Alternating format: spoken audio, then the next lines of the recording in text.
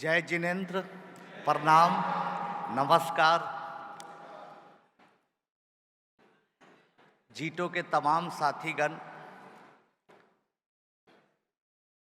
आप लोग सेवा भाव, नॉलेज, साथ साथ अपनी संपदा की शक्ति बढ़ाने के लिए काम कर रहे हैं। आपको जानकर बहुत अच्छा लगेगा कि हम उस धरती से आए यहाँ जो महावीर की जन्मभूमि भी है और कर्म भूमि भी है। उसी बिहार से मेरा आना हुआ है।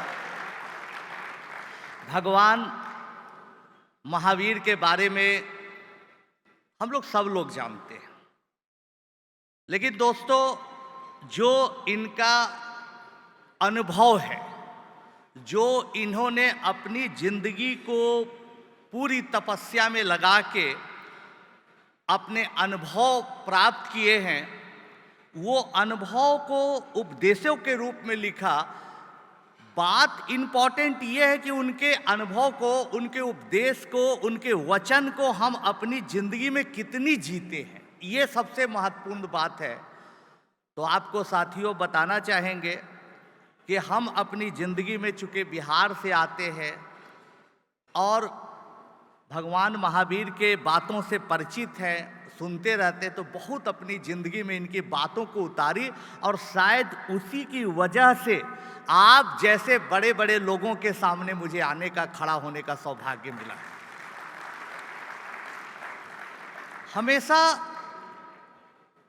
जो भी महावीर हैं उनकी बातों को पढ़ा, इसलिए नहीं कि मैं आपके जैन समाज के कॉन्फ्रेंस में आया हूँ इसलिए बोल रहा हूँ आपको खुश करने के लिए। जो बड़े मुनि हुए, आचार्य हुए, उनसे सीखने का मौका मिला। मैं श्रद्धांजलि अर्पित करना चाहता हूँ विद्यासागर महाराज जी का कि उन्होंने कई दफ़ा मुझे आशीर्वाद दिया और अपने चरणों में बैठने का मौका दिया और उनसे बहुत कुछ मुझे सीखने का भी सौभाग्य प्राप्त हुआ।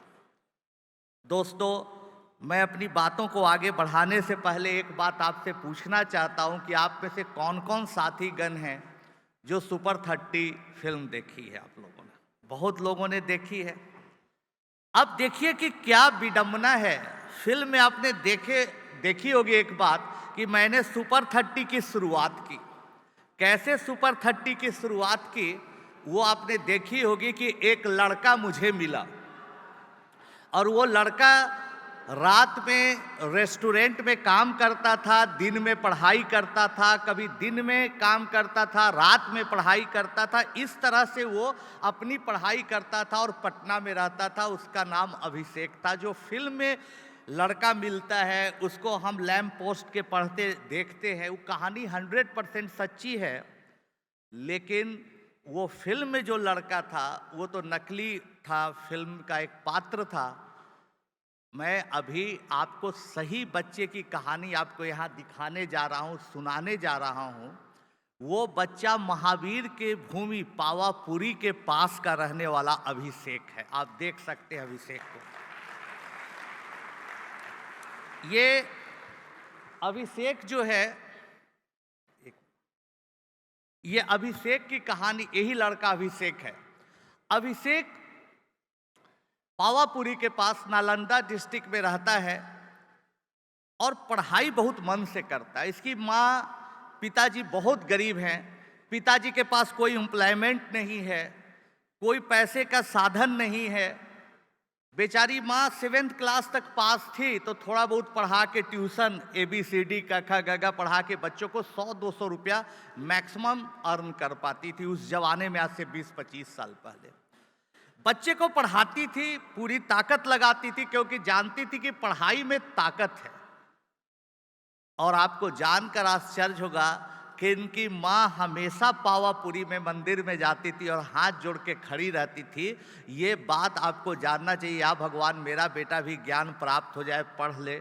बहुत लोग इनको लोभ देता था, चलो बच्चे को नौकरी लगा दो, दिल्ली में काम करेगा बच्चा, चलो बॉम्बे काम करेगा, चाइल्ड लेबर के तौर पर ले जाना चाहते थे। लेकिन माँ बोलती थी नहीं, नॉलेज में पावर है, ज्ञान में बहुत महत्व है, हम इसको नहीं जानने देंगे। और 10th तक पढ़ाई की इसने गांव में। जब 10th का बोर्ड देने के लिए ये नालंदा डिस्ट्रिक्ट में मुख्यालय में अपना एप्लीकेशन भरने गया, फिल करने गया, तो उस समय पासपोर्ट फ़ोटो चिपकाया जाता था। पासपोर्ट फ़ोटो खिंचाने गया तो स्टूडियो वाला ने एक फ्री में ये तस्वीर खींच दी। कहा कि लो भाई, हम तुमको खींच देते, बड़ा प्यारा बच्चा, इसको एक तस्वीर बना देते। क्यों भाई तस्वीर बना देते हैं? क्योंकि उसको लगा कि ये लड़का इतना गरीब है कि जब 10th के लिए पासपोर्ट साइज का फोटो खिंचवाने आया तो अपने पिता का शर्ट पहन के आया, इसके पास अपना शर्ट नहीं है। इतनी गरीबी से वो बच्चा संघर्ष करता हुआ 10th पास करके जब पटना आया, और पटना खोजा गली गली में, मोहल्ले मोहल्ले में, कि कहीं कोई सुविधा मिल जाए, कहीं कोई रिसोर्सेज मिल जाए, कोई कोचिंग वाला पढ़ा दे। लेकिन दोस्त, कोई इसको नहीं पढ़ा पाया। और ये एक रेस्टोरेंट में काम करता था, एक वकील साहब के सीढ़ियों के नीचे सोता था और अपनी पढ़ाई करता था। जब मेरी मुलाकात इससे हुई तो सच में महावीर का ज्ञान प्राप्त हुआ, और मुझे लगा कि नहीं, मुझे इस बच्चे के लिए, इस तरह के बच्चों के लिए काम करना चाहिए। और ये मेरा जीवन का, महावीर के स्थली का बच्चा मेरे जीवन का पहला स्टूडेंट बन गया। और सुपर 30 की हमने शुरुआत की दोस्तों। मैं इसको घर ले आया, मेहनत करने लगा, ये भी काफ़ी मेहनत किया, और 2 साल बाद रिजल्ट आया तो मैं भी सरप्राइज था। ये IIT खड़गपुर पहुंच चुका था। IIT में पहुंचने के बाद भी मेहनत नहीं छोड़ी। हमने इसको बताया कि देखो भाई, एक जैन समाज के ही व्यापारी ने मुझे सिखाया था कि देख बेटा, हमेशा मेहनत करना, क्योंकि जिंदगी में या तो तुम आगे बढ़ोगे या तो पीछे चले जाओगे, कहीं रुके नहीं रहोगे, इसलिए हमेशा मेहनत करते रहना। तो जैन साहब की बात मुझे हमेशा दिमाग में चलते रहती थी। तो हम बच्चों को भी सिखाते थे ये बात कि हमेशा मेहनत करते रहना। IIT के बाद भी मेहनत किया। आज दुनिया के तमाम बड़े शहर में, लंदन में, दुबई में, जापान में, हर जगह कहीं काम किया। और यही अभिषेक अभी अमेरिका में, US में बहुत बड़ी कंपनी में बहुत बड़े पद पर काम कर रहा है दोस्तों। तो जिंदगी ऐसे बदलती है।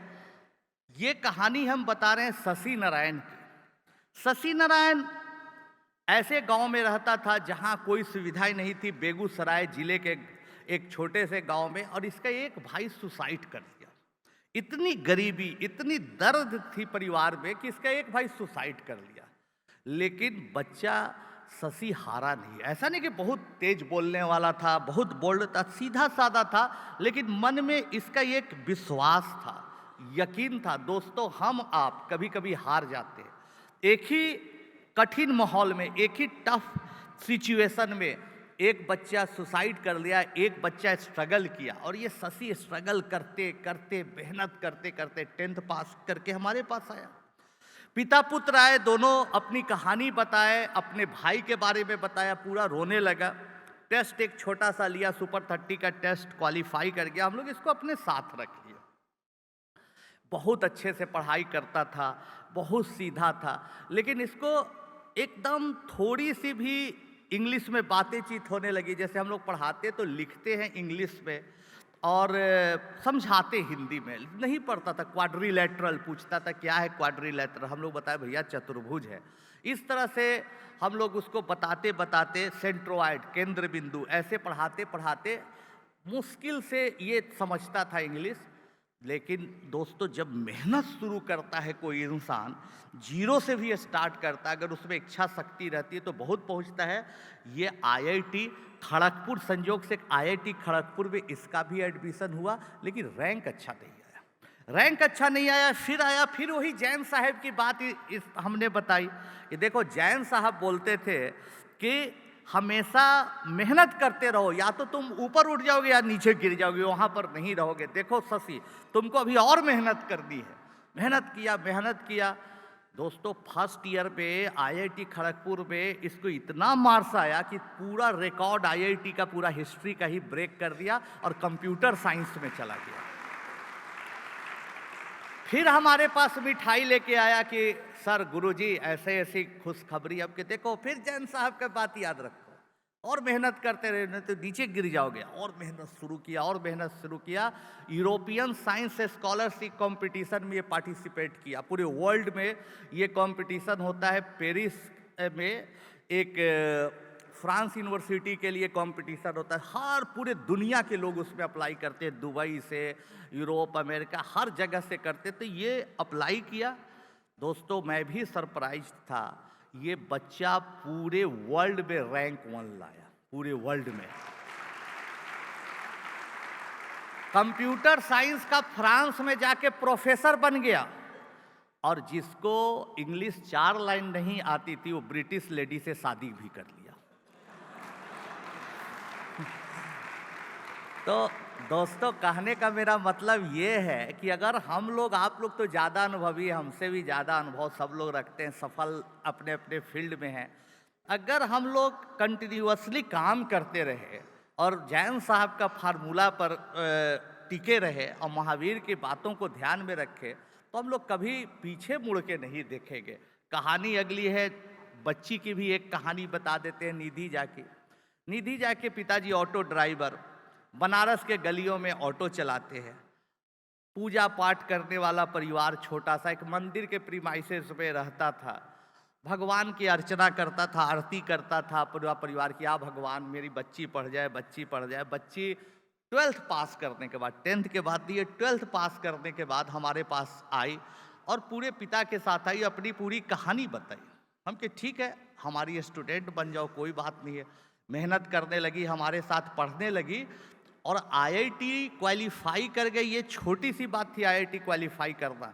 फिर जैन साहब का इसका फार्मूला बताया कि देख, मेहनत करते रह, नहीं तो तुम पीछे चली जाओगी। मेहनत करते रही, मेहनत करते रही, इतना अच्छा परफॉर्म किया आईआईटी में कि पूरी दुनिया में चर्चा हुई। और पास्कल पिकासो, फ्रेंच डायरेक्टर जो फ्रेंच लैंग्वेज में बनाते हैं फिल्मों को, रियल कैरेक्टर पर 4 बच्चों को पूरी दुनिया से सेलेक्ट किया जिनका सक्सेस एजुकेशन पर डिपेंड करता है। उस पर एक फिल्म बनाई, पूरी टीम आई, फिल्म बनी। फिर निधि हमारे यहाँ क्लासरूम में आई। जब फिल्म बन रही थी तो इन लोगों ने वादा किया था कि पेरिस बुलाएंगे सर, आपको भी, आपके तमाम लोगों को भी। तो हम, मेरा भाई परमो जो साथ देता है उसको, निधि, उसके मदर, फादर, ब्रदर, 8-10 लोगों को उन्होंने टिकट दिया और हम लोग पेरिस एक दिन पहले पहुँचे। कल होने वाला था प्रीमियर शो, एक दिन पहले पहुँचे। पेरिस के सड़कों पर घूम रहे थे शाम को। दोस्तों एक टीचर के लिए कितनी बड़ी बात होगी कि पेरिस के सड़कों पर जो पोस्टर लगा हुआ था उसमें हमने निधि की तस्वीर देखी।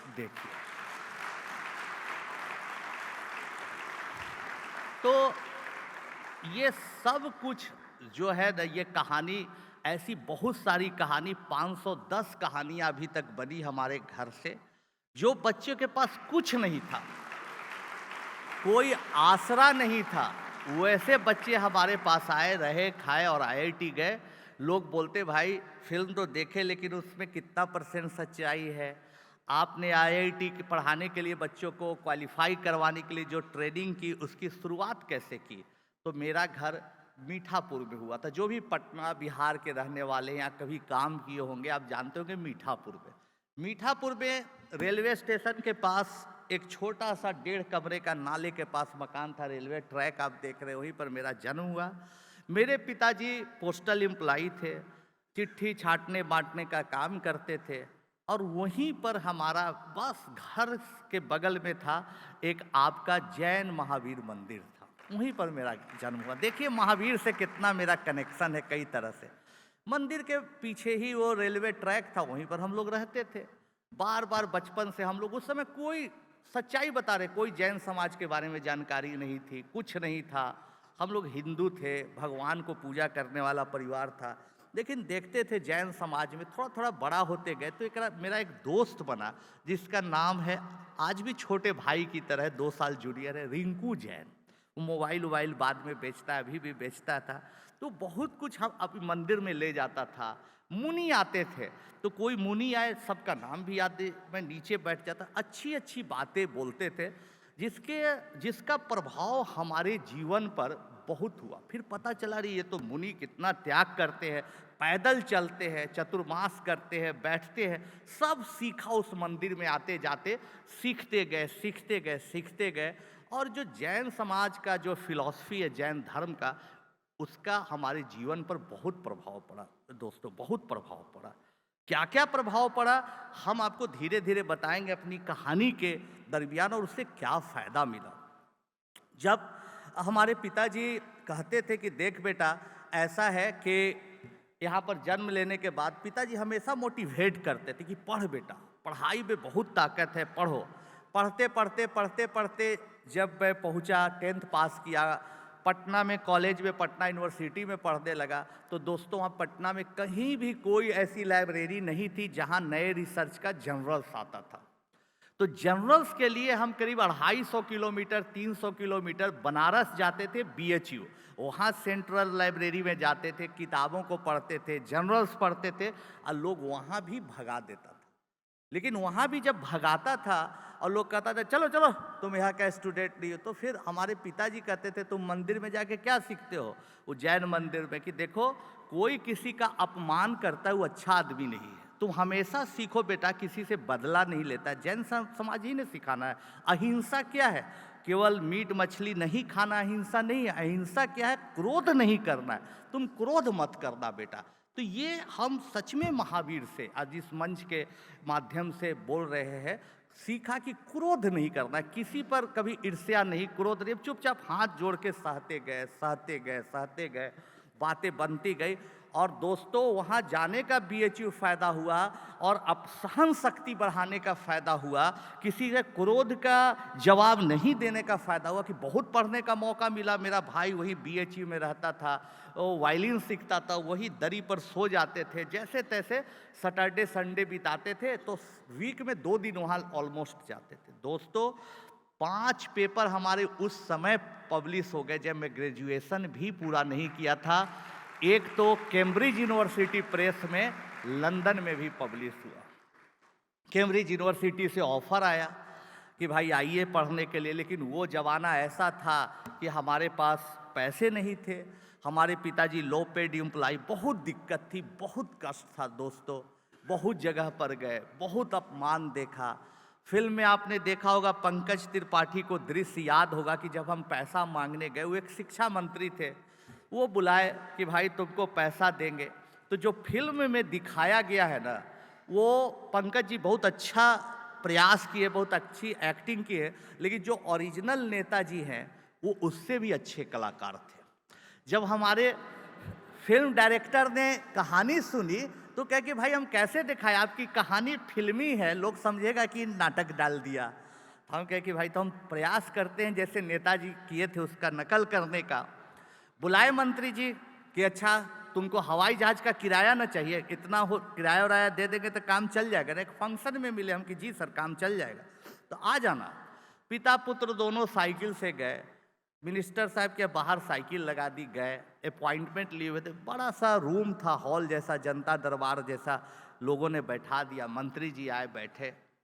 हमने कहा, वो खड़ा हो गए, बोलो क्या बात है? हमके प्रणाम सर, आपने मुझे बुलाया था। तो जो मंत्री जी बोले एकदम फिल्मी स्टाइल में, हाँ बुलाया था, जो देश के लिए अच्छा काम करता है, प्रदेश के लिए अच्छा काम करता है, उसको हम हमेशा बुलाते हैं। आपने भी अच्छा काम किया इसलिए तुमको बुला लिया, बैठ जाओ। हमको लगा कि मंत्री जी तो बोले हैं पैसे के लिए, ये बुला नहीं रहे हैं, न पैसे की बात बोल रहे हैं, कुछ नहीं कह रहे हैं। तो हमको लगा कि बड़े आदमी है, शायद नहीं समझे होंगे। फिर हम खड़े हुए दोबारा, बोले कि अब क्या है? हम कि सर आपने बोला था पैसा देने के लिए बोला था। पैसे के चक्कर में मत पड़ना, पैसे के चक्कर में अच्छे अच्छे लोग बर्बाद हो जाते हैं, IAS IPS जेल चले जाते हैं। मैं पैसे के चक्कर में रहता हूं, महात्मा गांधी पैसे के चक्कर में रहते थे। पैसा लड़की से बच जाओगे तुम्हारी जिंदगी बन जाएगी, जाओ। कि भाई मंत्री जी फिर पैसा का बात नहीं करे। पिताजी समझ गए, कहे चलो बेटा चलो बेटा। हमको लगा कि एक बार और ट्राई करते। फिर हम खड़ा हुए, बोले सर आप साफ बोले, आप बुलाए थे, मुझे कैम्ब्रिज जाना था, हवाई जहाज के टिकट का आप खर्चा की बात कहे थे। बोले कि कहाँ जाना है तुमको? हम बोले कि भाई कैम्ब्रिज। कैम्ब्रिज काम कि इंग्लैंड। इंग्लैंड जाओ, अमेरिका जाओ, जर्मनी और जापान जाओ, लेकिन एक बात याद रखो, ये गौतम बुद्ध की धरती है, महावीर की भूमि है। गिव बैक टू सोसाइटी, वापस इसी धरती के लिए काम करना है तुमको। समझ गए होगे, तुम समझदार हो, तुम जा सकते हो। जय हिंद। फिल्म में इतना ही दिखाया है, लेकिन क्लाइमेक्स ये नहीं है। क्लाइमेक्स क्या है कि उसके बाद हम लोग निकले, पिताजी बड़ा उदास हो गए कि अरे भाई तो बड़ा गंदा आदमी निकला ये लोग। हम लोग दुखी होके सड़क की उस साइड ठेले पर चाय बेच रही थी, एक बेंच टाइप का, स्टूल टाइप का रखा हो, तो हम पिता पुत्र बैठ के चाय पीने लगे। चाय वाला भांप लिया, कहा कि 2 आदमी निकला, बाप बेटा, उदास है। पूछे क्या हुआ भाई? पिता लगता है बेटा ला नौकरी उकरी मांगने गए थे क्या? तो पिताजी पूरी कहानी बताया कि भैया ऐसी ऐसी बात है। चाय वाला गर्म हो गया, किस मंत्री के यहाँ गए आप, किस नेता के यहाँ, जो 3 महीना से उधार चाय पी पी के मेरा गरीब का पैसा नहीं देता, वो आपके बेटा को क्या हवाई जहाज का किराया देगा? दोस्तों, उस समय आपके जीतों के बारे में मुझे पता नहीं था, नहीं तो मैं आके हाथ आप ही से जोड़ता कि किराया दे दीजिए।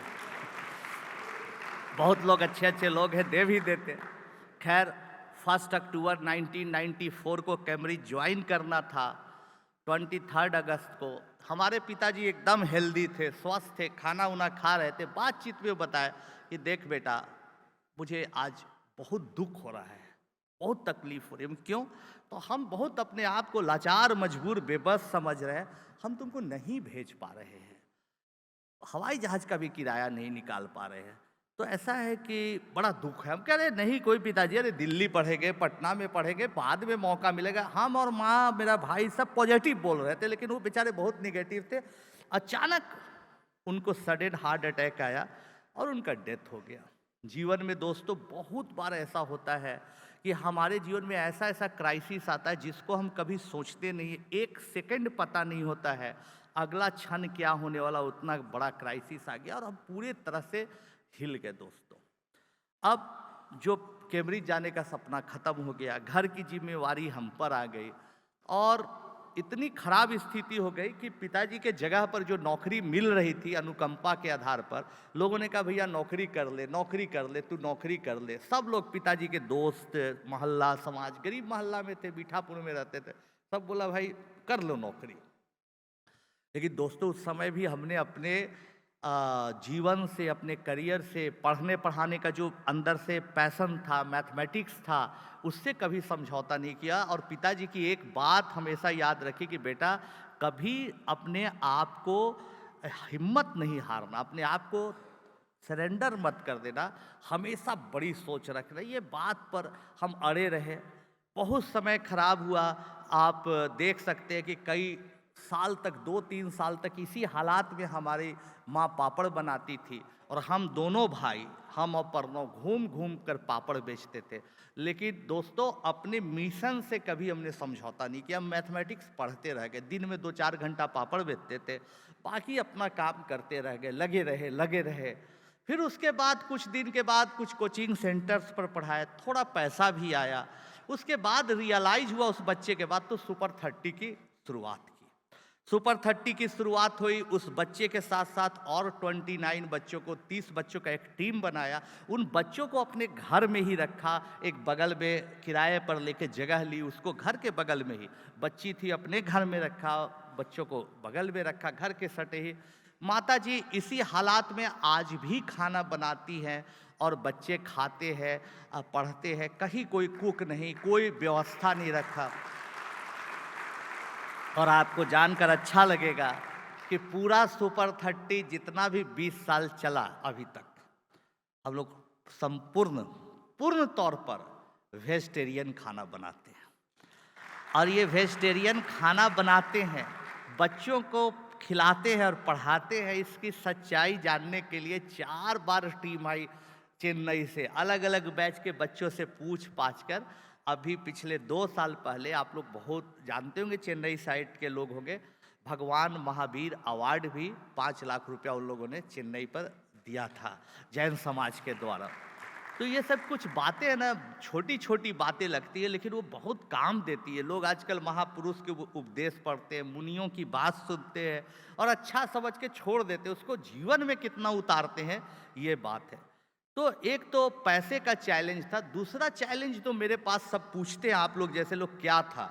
दूसरा जो चैलेंज बड़ा था, वो चैलेंज था कि भाई पैसा के अलावे बच्चों को समझाएं कैसे। बच्चा इंग्लिश नहीं जान रहा है, बच्चा कमज़ोर तबके से आ गया।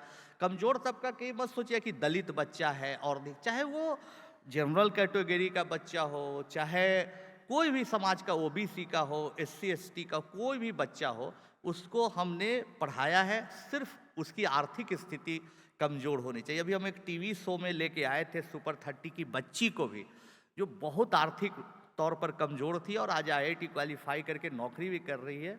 ट्विंकल जैन उसका नाम था। तो एक बच्ची अभी तक पूरे यात्रा में एक ही बच्ची है जो जैन समाज या बच्चा बच्ची में जो जैन समाज से आई, पढ़ के आईआईटी क्वालिफाई की। तो इसी तरीके से हम लोग चलते चल गए। तो जो हमारे पास चैलेंज था ना, वो था बच्चा समझता नहीं था।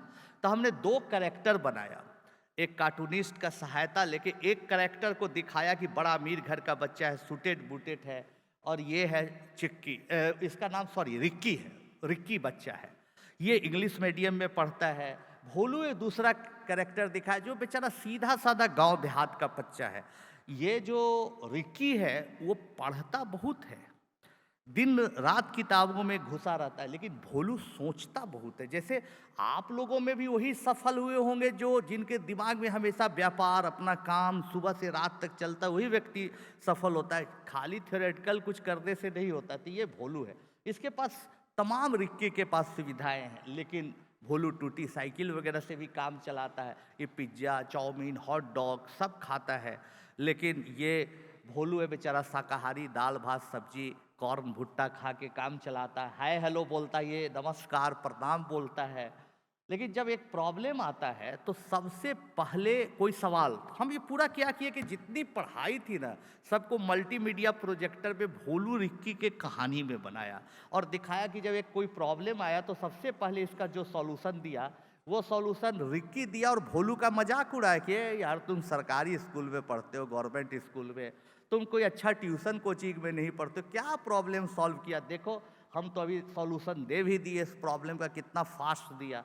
तब भोलू बोलता है देखो भाई थोड़ा हमको टाइम दो, ऐसा मत सोचो जिस प्रॉब्लम को बनाया उसका मैं दूसरा सॉल्यूशन दे सकता हूँ, उसका मैं ये तीसरे तरीके से सॉल्व कर सकता हूँ, उसको मैं चौथे तरीके से भी सॉल्व कर सकता हूँ, उसको मैं पाँचवें तरीके से भी सॉल्व कर सकता हूँ, उसको जनरलाइज भी कर सकता हूँ। बता तू हीरो है या मैं, पढ़ाई पैसे से होती है या मेहनत से होती है, बता। इस तरह से दोस्तों कर कर के बच्चों को मोटिवेट करते गए। तो ये हमारा दूसरा चैलेंज था। बाद में जब सक्सेस मिला, सफलता मिली, तब डोनेशन वाले लोग आए। जब एकदम स्ट्रगल पीरियड में तो कोई 1 रुपया नहीं देता था, लेकिन जब सफलता मिली तो सब लोग बोला। हमारे माननीय मुख्यमंत्री नीतीश कुमार जी कई बार ऑफर किए, आए, हमारे पूर्व प्रधानमंत्री जी, वर्तमान प्रधानमंत्री जी, अंबानी जी, महिंद्रा जी, सब लोगों ने कहा पैसे ले लो, पैसे ले लो। लेकिन दोस्तों आज तक हमने किसी से भी 1 रुपया डोनेशन नहीं लिया, किसी से भी डोनेशन नहीं।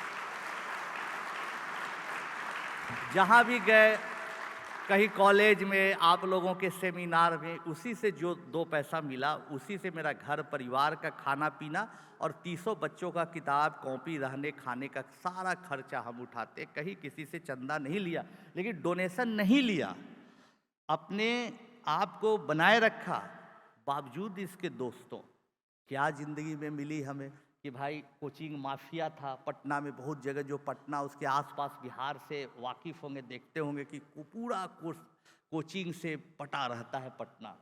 तो उसमें क्या हुआ कि कई कोचिंग माफिया ने क्या किया कि मुझ पर साजिश की और सब मिल के कहा बंद कर दो भाई, बंद कर दो। उसको पॉलिटिशियन लोगों ने भी साथ दिया, उन लोगों को ब्यूरोक्रेट्स ने भी साथ दिया और बहुत साथ दिया। तब उन लोगों को दुख था। अब बोलिए कि भाई कोचिंग माफिया को लगा कि मेरा धंधा खराब कर रहा है। पॉलिटिशियन को आज भी बिहार में कई लोगों को लगता है कि भाई जी तो आनंद कुमार को बुलाता, हम यहाँ मिनिस्टर हैं, हमको कोई पूछ नहीं रहा है, दुबई जा रहा है, बोल रहा है। तो कहीं ना कहीं ईर्ष्या भाव तो है, क्योंकि वो महावीर के कॉन्सेप्ट को तो जानते नहीं है कि ईर्ष्या मत करो। लगा दिया पीछे आदमी, हमारे 2-4 लोगों को लगा दिया। हम समझाया, हम कह रहे भैया हमारा धंधा दूसरा, आप लोगों का दूसरा, क्यों आप इतना परेशान होते। है, ये सब चलता रहा। एक दिन एक कॉल आया और वो बहुत बड़े क्रिमिनल का, वो बेउर जेल पटना का सबसे नामी बिहार का जेल है, वहीं वो बंद रहता है हमेशा अपनी सुरक्षा के दृष्टि से कि बाहर निकलेंगे तो कोई गोली ना मार दे, जेल से ऑपरेट करो। फोन किया, हेलो प्रोफेसर आनंद बोल रहे हो? लैंडलाइन का जमाना था, हम उठाए, हम कि हाँ बोल रहे हैं प्रोफेसर आनंद, बोलो क्या बात है? तो करोगे रंगबाजी, तुम 5 लाख रुपया हमको दे दो। हम बोला कि ओ अभी हाल फिलहाल में हम इंट्रेंस टेस्ट लिया है, कोई बच्चा होगा जो फेल कर गया होगा, वो आवाज़ बदल के लोकल बूथ से हमको डरा रहा है। तो हम बोले कि तू बोला कि हमको पहचान नहीं रहे हो? हम बोले कि बेटा हम तुमको बहुत पहचान रहे हैं। तो बोला कि देखो ठीक से बात करो। हम कि भाई देखो बेटा, तुम अगर नहीं क्वालिफाई कर किए हो टेस्ट में और तुम पढ़ना चाहते हो तो आके बात करो, क्रिमिनल बन के आवाज़ बदल के क्यों धमकी दे रहे हो? बेचारा लजा के फोन रख दिया। फिर शर्माने के बाद थोड़ा सा सोचा, फिर दोबारा फ़ोन से गाली उली देने लगा। तब हमने थाना में कंप्लेन किया। थाना वाला ने कहा कि क्या किस नंबर से आया? उस समय आपको याद होगा एक कॉलर आईडी आता था टेलीफोन में, उसको हमने देख के बताया कि इतना इतना नंबर से आ रहा है। तब पुलिस स्टेशन का इंस्पेक्टर ने कहा कि तब आप सावधान हो जाइए, ये ओरिजिनल क्रिमिनल है, ये कोई बच्चा नहीं है। तो हालत हमारी ख़राब होगी दोस्तों। एकदम फिल्मी अंदाज में वो धमकी देता था, बड़ा डर लगता था कि भाई, और पैसे कमाने के लिए, कहीं ट्यूशन पढ़ाने के लिए, कुछ धनोपार्जन के लिए जाना पड़ता था। अब सोचे कि छोड़ो, अब 1 हफ्ता 10 दिन तक नहीं निकले डर से। फिर सोचे कि कुछ तो नहीं हुआ, लगता है छोड़ो, ऐसी हमको क्यों हम पर हमला करेगा, हम लोग गरीब बच्चों को पढ़ाते हैं, छोड़ो। फिर हम निकल गए, अपना काम करने लगे। एक दिन इतना ज़बरदस्त अटैक हुआ, फिल्म में तो आप एक अटैक देखे, 5-5 अटैक हुआ। एक अटैक में हमको बहुत चोटें आई। हमारा एक नॉन टीचिंग स्टाफ, आप देख रहे हैं, मुन्ना को यहाँ से लेके यहाँ तक चाकू से पेट फाड़ दिया। हम दोनों वहाँ बेहोश थे। सब लोग टांग कर दोनों को पटना मेडिकल कॉलेज में ले गए, वहाँ पर इलाज चल रहा था। सब दोस्त यार, परिवार, समाज सब बोला छोड़ दो, छोड़ दो, क्यों चला रहे हो सुपर 30, क्यों किसी का भला कर रहे हो, फिर भी तुम लोगों को इतना तकलीफ दे रहा है लोग, छोड़ दो, छोड़ दो। बहुत कष्ट दिया सब लोग, बहुत कष्ट दिया। तब हमको लगा कि भाई क्या करे नहीं करे। उतने में डॉक्टर साहब आए, मैं पूरी तरह से होश में था। डॉक्टर साहब आए, बेचारा मुन्ना बेहोश था। बोले कि भाई इसको बहुत बड़ा ऑपरेशन करना पड़ेगा, इसको ऑपरेट करना पड़ेगा। ऐसा है कि आप 5-6 बोतल खून की व्यवस्था करें। सोच रहे थे क्या करें। मेरा 30 बच्चा उस समय आया, कहा सर पहले मेरा ब्लड ग्रुप टेस्ट करिए, पहले मेरा। तब हमको लगा चाहे कुछ भी हो, बच्चों का इतना सपोर्ट है, इतना इमोशनली बच्चे जुड़े हैं, चाहे कुछ भी हो, मुझे सुपर 30 चलाते रहना चाहिए। दोस्तों जब दूसरा तीसरा हमला हुआ तब हमको लगा कि भाई बहुत ज़्यादा हो रहा है, हमारे बच्चे पूरा उग्र हो गए, प्रदर्शन किए।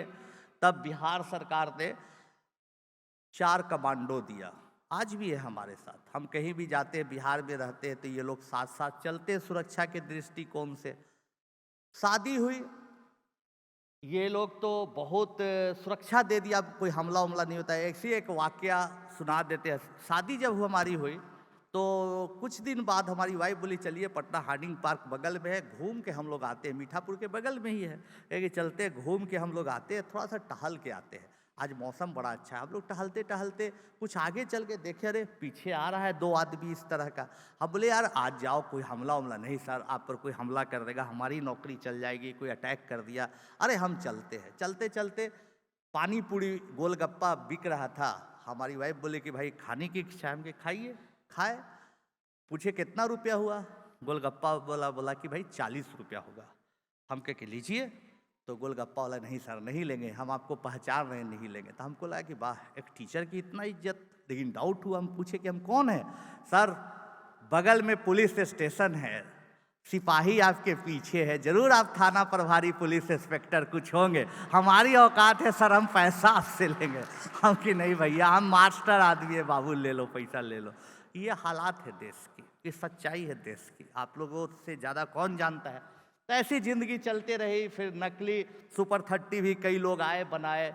लेकिन दोस्तों अंत में हमने देखा कि आप लाख मुश्किलें आए, आप एक बात याद रखिएगा, आज तक आप कितना भी आप देखिएगा, कितना हम पर केस कोर्ट में केस कर दिया, मुकदमा कर दिया, यहाँ तक कि कई हमला कराया। मेरे भाई पर हमला भी, फिल्म आ रही थी तब 4-5 मुकदमा कर दिया। 1 रुपया किसी से चंदा नहीं लेते, किसी का कोई कष्ट नहीं देते, लेकिन फिर भी हम डटे रहे। आज तक कहीं नेट पर कहीं कोई वीडियो, कोई ऑडियो, कुछ नहीं देखेगा। हम किसी एक आदमी का जीवन में शिकायत नहीं किया, क्योंकि हम महावीर ने का कहना था, कभी किसी से ईर्ष्या मत करना, बदला मत लेना तुम किसी का। आज हमारा देश आजाद हुआ है, उसमें हम लोग श्रेय देते हैं महात्मा गांधी को, बड़ा श्रेय देते हैं। अहिंसा का पाठ उन्होंने पढ़ाया, लेकिन ये पाठ भी महावीर का ही सिखाया हुआ था, याद रखिएगा। तो हम बस वही महावीर भगवान के बात याद रखते कि भाई किसी से बदला नहीं लो, अहिंसा ही सबसे बड़ा हथियार है, हाथ जोड़े रहो। आज तक हम किसी का बदला नहीं लिया, कोई शिकायत नहीं किया, काम करते चले गए। दोस्तों, परिणाम आया कि पहला साल हमने सोचा था कि अगर 30 में से 5 बच्चा IIT, 4 बच्चा कर गया तो उपलब्धि होगी। 18, 22, 26 तो हुआ। 4 साल ऐसा हुआ कि 30 आउट ऑफ 30 बच्चा भी क्वालिफाई किया। जो 2-4 बच्चे IIT नहीं जाते तो वो भी NIT या कोई अच्छे कॉलेज में गए, इंजीनियर बन गए। बहुत खुशी मिली, बहुत अच्छा लगा। फिर उसके बाद बहुत जगह पर मान सम्मान मिला, बहुत कोई रिजल्ट आए, कहीं कुछ ऐसा प्रोग्राम, सब पुराना 10-15 साल पुरानी तस्वीर है। जहाँ जाए भीड़ लग जाए, लोग बच्चे घेर ले, कोई बुक फेयर में, कहीं कोई आयोजन में जाए, और कभी सोलो मेरा भाषण हो, कोई स्पीच हो मोटिवेशनल, तो वर्धा का दृश्य 20-20 हजार लोग सुनने के लिए वहाँ आते हैं। दोस्तों, तब बड़े बड़े नेताओं का कॉल आया कि भटकाओ इसको, लड़ जाइए इलेक्शन। 2014 में भी और 19 में भी आया कि लड़ जाइए इलेक्शन, देख रहे हैं क्या हवा बहुत अच्छी है, आपको टिकट हम दे रहे हैं। 2-3 जगह बता रहे थे वो लोग, वहाँ से चुनाव लड़ जाइए, देखो मत सांसद बन जाओ तुम। कितना दिन पढ़ाते रहोगे, कितना दिन घूम घूम कर बोलते रहोगे। सोच लीजिए दोस्तों, ये क्या था, भटकाओ। लेकिन महावीर क्या बोलते, अपने इंद्रियों पर, अपने आप पर कंट्रोल रखो। तो हम सोचे कि नहीं, महावीर इतने बड़े आदमी बोले कंट्रोल कर। कभी कभी मन तो दुखी भी हो जाता है दोस्तों, सच बताते, कभी आर्थिक तंगी आ जाती है, कभी घर में एक्सटेंडेड फैमिली है, उसमें कुछ हो जाता है कि भाई क्या कमाए, अभी तक इतना छोटा मकान में रहते, ऐसे रहते, ऐसे रहते। कई बार हम भी हिल जाते हैं, लेकिन फिर जब आपकी तालियां याद आती है, फिर उत्साह में आ जाते हैं। यही मोटिवेशन का सोर्स रहता है दोस्तों। अब इतने बड़े लोग थे कि अब उनको ना कहना हमारे लिए बड़ा प्रॉब्लम था। बड़े बड़े लोग फोन करने लगे, बहुत मुश्किल से अपने आप को बचाए। दोस्तों, मानते हैं कि हम अच्छी जगह से टिकट दे रहे थे, जाति पर इलेक्शन है, काम पर कहाँ इलेक्शन है। आज भी बिहार में हम लड़ते चुनाव, हमारे जाति के समीकरण के आधार पर दे रहे थे टिकट। पार्टी भी सबसे बड़ी, सब अच्छी, जीत जाते हम चुनाव, हो सके राज्य मंत्री भी बना देते। तो फिर जीतो वाले लोग नहीं बुलाते आप लोग हमको। इसलिए अच्छा है भाई, मास्टरे बने रहो, दुबई घूमते रहो, आप लोगों का आशीर्वाद प्राप्त करते रहो, यही हमारे लिए बहुत बड़ी बात है। दोस्तों, बहुत मौका मिला, बहुत लोगों के साथ, सब भटकाओ था। बड़े बड़े स्टार के साथ प्रोग्राम दिया, डिबेट किया, जेम्स कैमरॉन के साथ। अमिताभ बच्चन जी कई बार एक्सपर्ट के तौर पर KBC में बुलाए, एक बार गेस्ट के तौर पर भी बुलाए। बेचारे बहुत अच्छे आदमी हैं। KBC में बैठाए हुए थे, हॉट सीट पर सवाल पूछे, हम जवाब दिए, तो बोले देखिए एक बार और आप सोच लीजिए। हमसे बेचारे हिंट दे रहे हैं उनको, हम सोच के, फिर हम सोच के बताए, फिर बोले एक बार और सोचिए, ऑप्शन कम बच गया। ऐसे कर करके वो 25 लाख रुपया जितवा दिया हमको। तो अच्छे आदमी हैं अमिताभ बच्चन जी, बहुत अच्छे आदमी है। मौका मिला, फिल्म आई, फिल्म भी बहुत सुपर हिट हुई, हमारे लाइफ पर किताब लिखी गई, वो भी बहुत चर्चित हुई। हमारे पूर्व राष्ट्रपति महोदय ने उसको इनॉग्रेट किया, बाल कल्याण अवार्ड मिला, बहुत सारा अवार्ड मिला। अभी पिछले साल पद्मश्री अवार्ड भी मिला।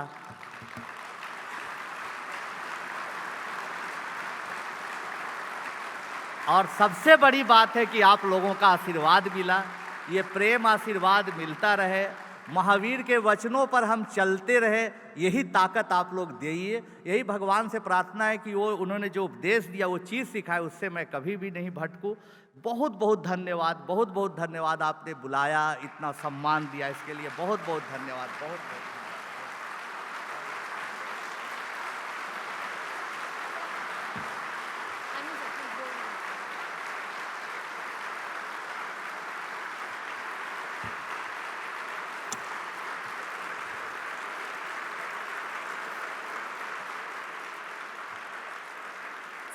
मुझे नहीं लगता ये तालियां रुकने वाली हैं आपके लिए।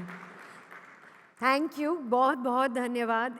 इतना अच्छा, इतना पावरफुल, इंस्पायरिंग आपने स्पीच और इतना अच्छा प्रेजेंटेशन आपने दिया आपकी जर्नी के बारे में। Thank you so much sir. आपको हम एक छोटा सा एक टोकन ऑफ अप्रिसिएशन है जो हम आपको देना चाहते हैं। I would like to call on stage JITO R super 30 के लिए हमारे सुपर 10 जो है जीतो दुबई यूथ विंग कमिटी और JITO Dubai ladies wing committee. Can we please have you on stage?